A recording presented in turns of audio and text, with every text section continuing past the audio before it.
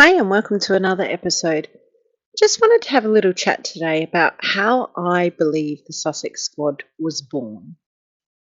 I believe in the very beginning, and this is only my perception and my opinion, that that squad was created to put positive stuff out there about Meghan and Harry when they left the royal family. I believe they probably were nurtured to keep comments positive, keep posting photos about them, positive photos to keep the algorithm going in a positive light.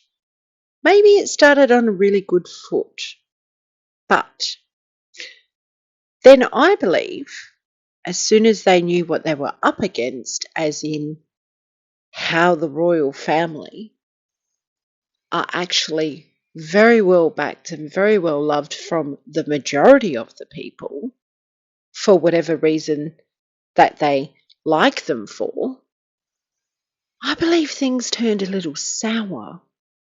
And that's when the nastiness came out. That's when they started kind of being mean and putting threats out there and just being vile. Now, you know, in every country we all have different laws. I can only speak of the laws that I understand in this country. And there are laws against threatening people, bullying people, disinformation, etc. Meghan should probably know this, that you can't go around bullying people, threatening them, even if you get somebody else to do your dirty work. Let's just say, for instance, you are an innocent moderator on a Facebook community page, okay? And it's just a community page where people put things in for buy and sell and garage sales. I think in America they call them yard sales, which makes more sense than garage sale, to be honest. But let's just say you're a moderator on one of those pages, and someone sends you a video, a home video from cameras from someone's home of someone stealing a car. You have gone, oh my God, that's terrible. We need to make sure the community knows there's a thief out there. If anyone recognises them, they can then go to the police and have this person arrested for this theft because the evidence is there. So you innocently post that. Then a few people in the community get a little bit irate and they go clobber this person one. Instead of actually reporting them to the police, they go and clobber this person. Not only has the person that has stolen the car now been arrested for that offence, the people that have clobbered him one are now up for assault.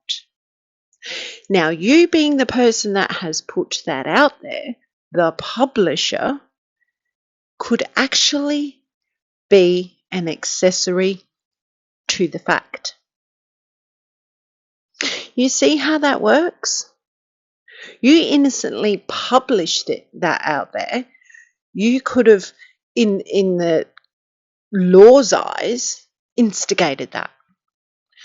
Now, you see, in the UK, with the recent events of a few months ago, people have been arrested for things that they write on social media.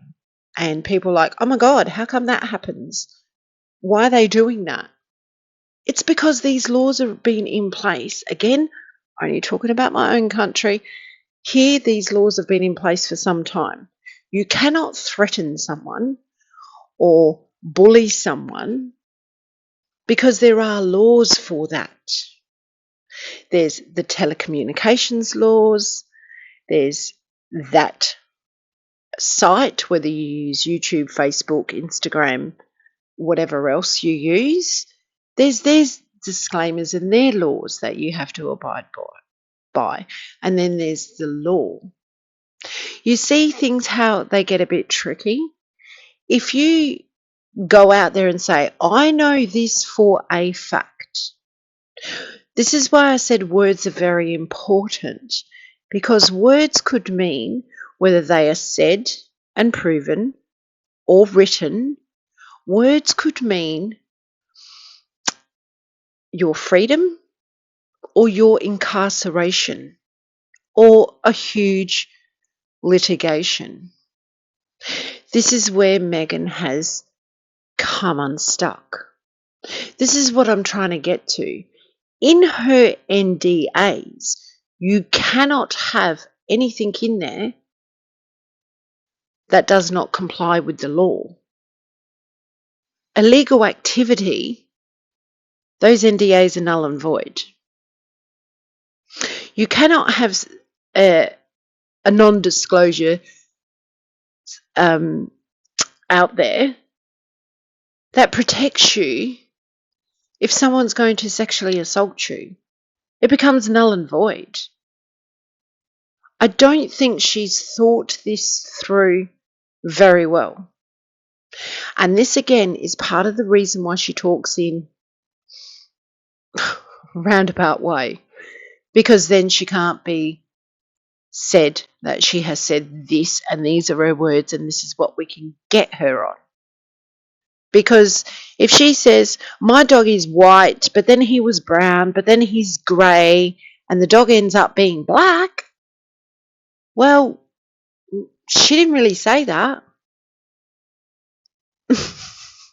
And this is how they come up with the term of my truth, which is absolutely ridiculous because there's only one truth and then there's the lie. If, for instance, there is a class action, just putting it out there and just speaking out loud, those NDAs are null and void. Yes, they do have, some do have expiry dates, some don't.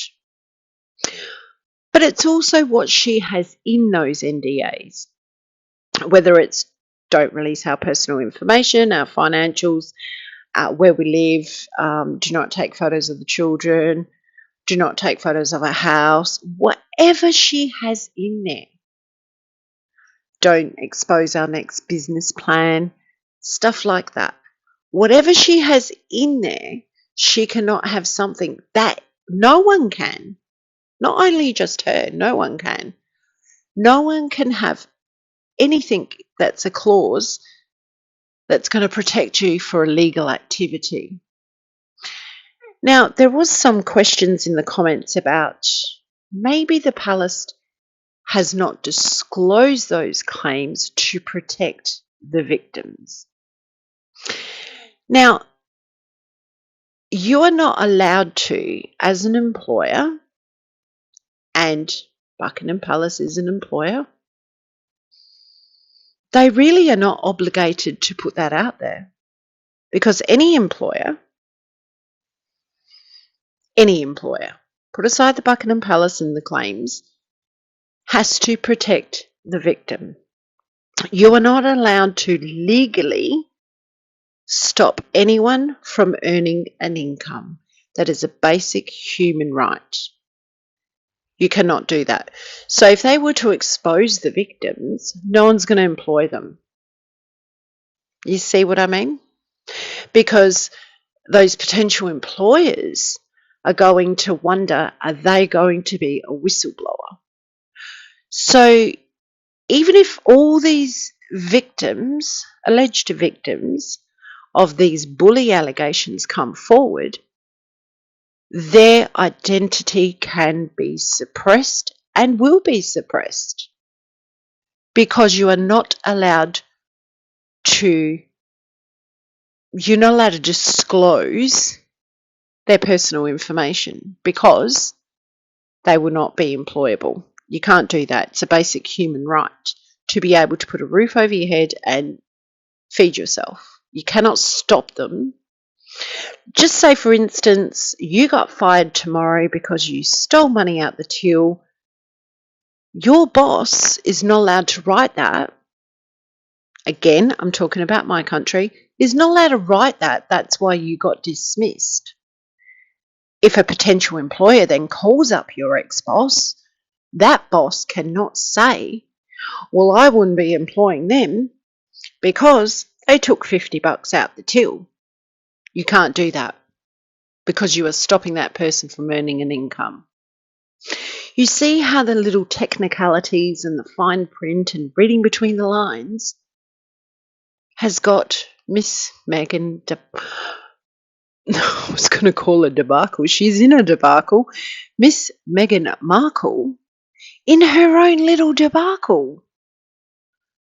Because she would, if this had to go to court and these people all come forward and go, you know what, she really shouldn't be a boss. She should have someone else organising the workers, etc., and she should not have anything to do with it because she has had these allegations against her. She cannot disclose those people. She has to protect those identities. Those identities will have to be protected. She can't lie her way out of it. She can't say she forgot like she did in a recent case, or she had no memory of that, because that doesn't wash. Unless you are under the influence, unless she has drank 10 bottles of Tiganello every single day, and it's proven that she's drunk, or high on some kind of substance, then there's another technicality. Because if you are under the influence of something, that can be debated. Because it's not actually you speaking, it's the substance. I'm tipping Miss Meghan Markle has got herself into a little bit of a pickle. And I'm kind of wondering, just like everybody else, how this one would play out. You see, bullying people, having a squad that could be, in my opinion, classed as an organised crime syndicate, does not look very favourable at all. Like you guys, I'm watching and waiting to see how this plays out.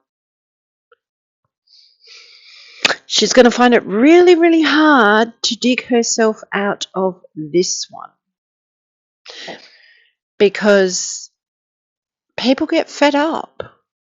Bullying is not okay in any shape or form. It is not okay. It is not okay for some people to think they're superior to another person. It's not okay. What she has done and how she has conducted herself, in my opinion, is awful. What about those poor people's mental health? They were just doing a job, earning an income, and she has squashed their ego, hurt them, and affected their mental health. Yet they go on about mental health.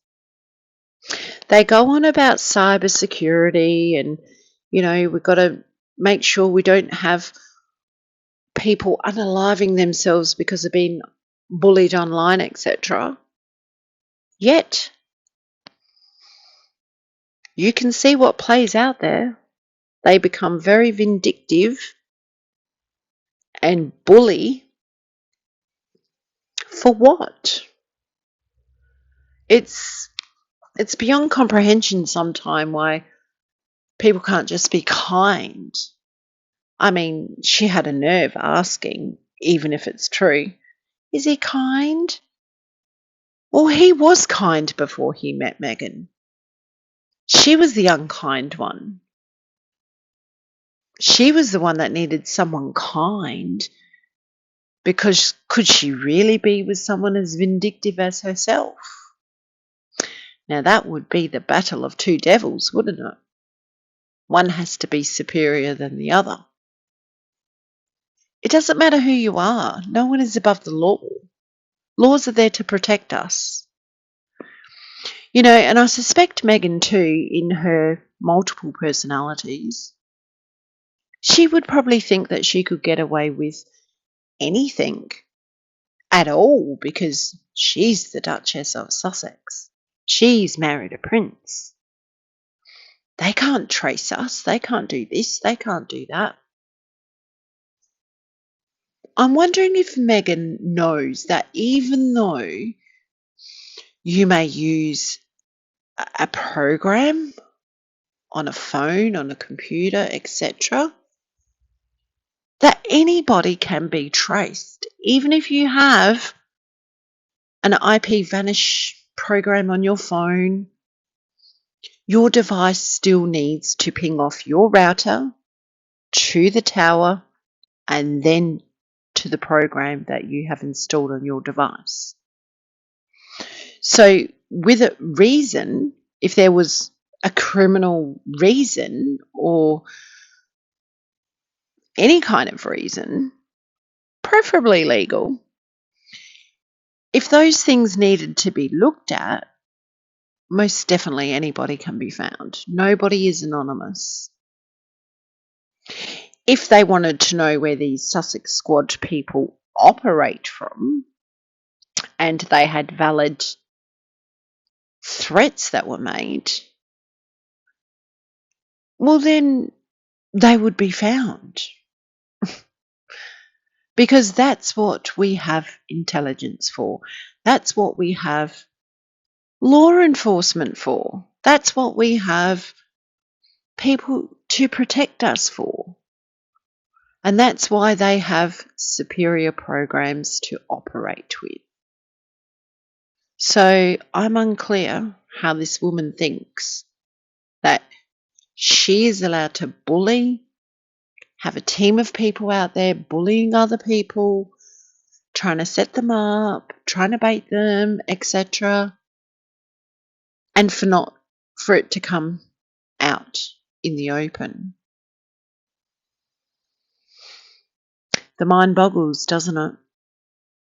The mind actually boggles. And Harry had the nerve to worry about his phone recorded or bugged. It's just absurd how they carry on. It's absolutely ridiculous. Her putting out that puff piece just made her look more unintelligent than before. Because who's going to believe that? If you have a team of people that are coming forward with allegations, it's going to be extremely hard to worm your way out of that one. If there was one, she probably would have got away with it, maybe two even.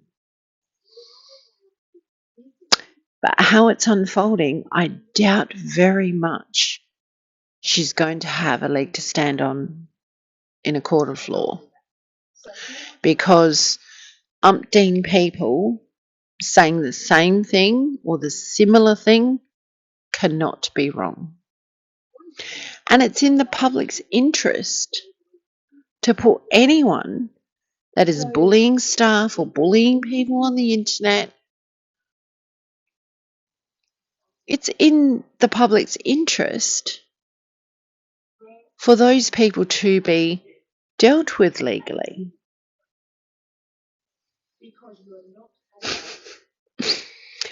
I don't know what to say anymore.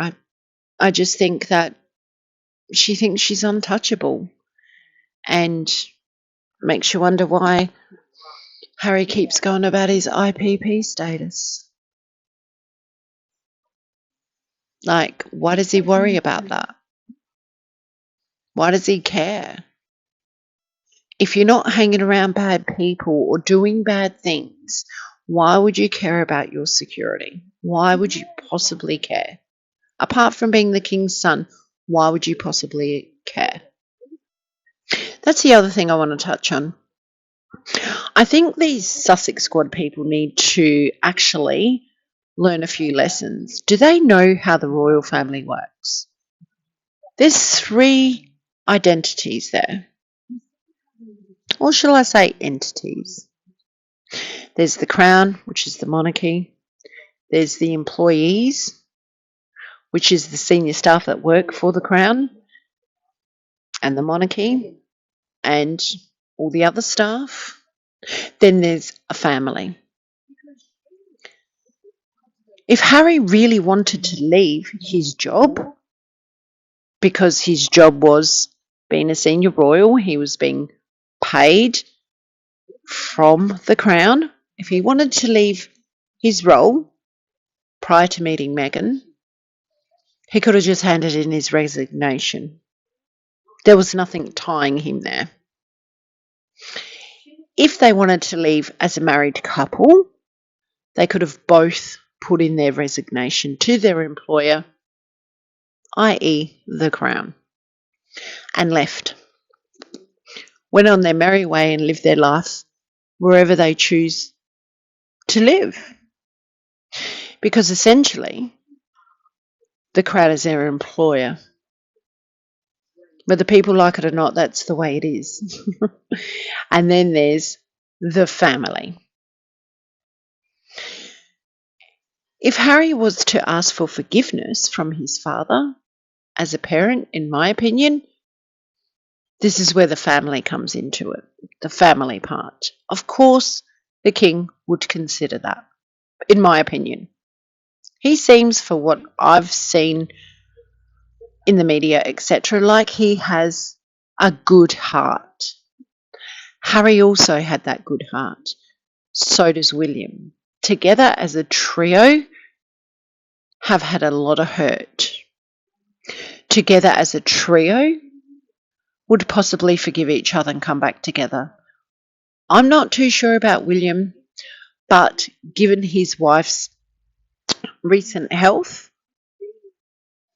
there could be a possibility that William would forgive him, in the sense of he's probably looked at his wife's illness and thought life's too short and life can change in a heartbeat. Maybe we should forgive.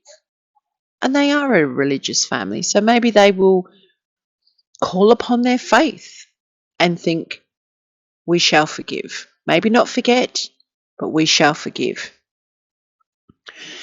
If Harry was to return to the UK without Meghan, I believe, given 6 months to a year, and you're quite welcome to voice your opinions, as always, I believe the UK would warm to him again, because they will, not all of them, I'm not saying forgive and forget, I'm saying they'll warm to him from what I can gather and the way I see things panning out.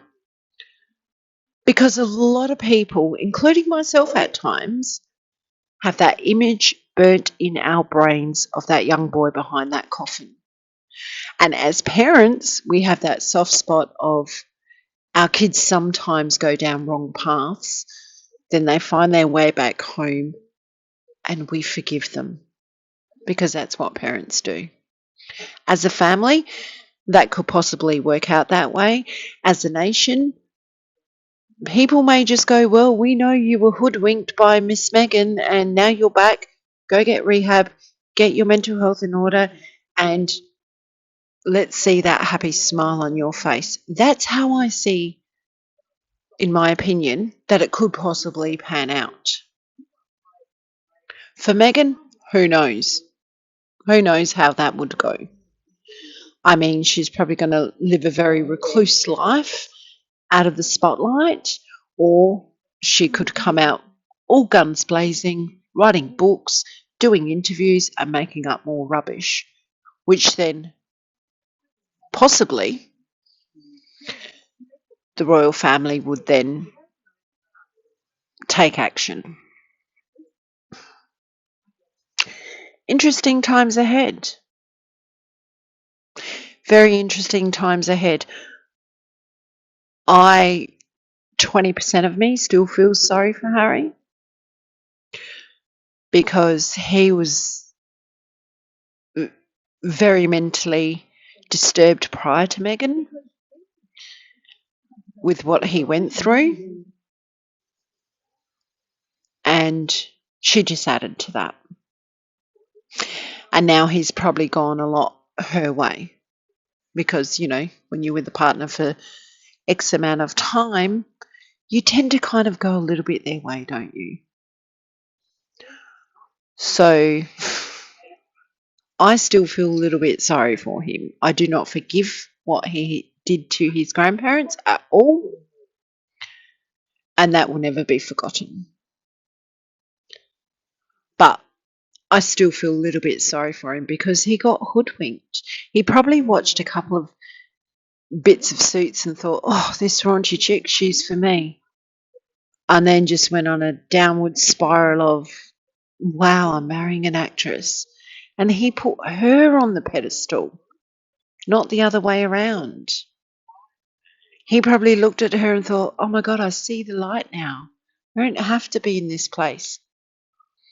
They acted like they were locked in a dungeon and had a little knife carving the wall out, and then they did the great escape from royalty when all they had to do was hand in their resignation and say, we quit. Quietly, respectively, and quietly. But no, they had to do it their way, and they thought they were going to find fame because of his name, and it didn't work out that way. Then I guess Meghan got nastier, and now she thinks it's okay to bully staff members, bully people online, plot and scheme, cook the books, use anyone and everybody that comes in her path and then spits them out like they mean nothing. It's kind of interesting, isn't it? We are all cut from a different cloth, aren't we? We all have our different personalities. But I guess Miss Meghan has to learn that you cannot bully people. You cannot threaten people online. You cannot have a squad, basically an organised crime syndicate, going after people innocently online, voicing their opinions. Their opinions. I think, like I said, when I was watching those riots on YouTube in the UK, one thing really resonated with me. And it was one of the chants they were chanting. I don't believe in violence at all. At all. There's different ways to deal with things. Violence is not one of them. The chant was, there is more of us than there is of you. And that's where I feel the Sussex squad come unstuck. Because they come up against a hell of a lot more people that were for the royal family and possibly against the Sussexes because of the way they conducted themselves when they departed, which wasn't very nice, as we all know.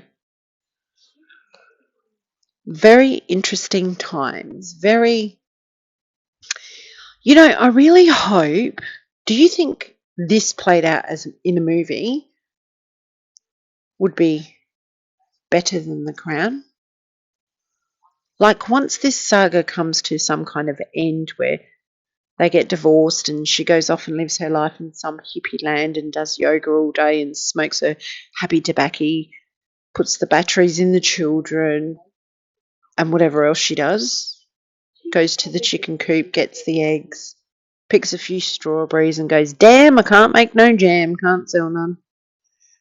Do you really think that someone, a movie producer out there, would make one hell of a movie, wouldn't they? And what shall that be named? I could think of a few names, but nice ones would probably be, let me think, when Meghan struck it rich. I'll leave the rest for you to fill in the blanks. Thank you for listening. Catch you on the next one. Bye.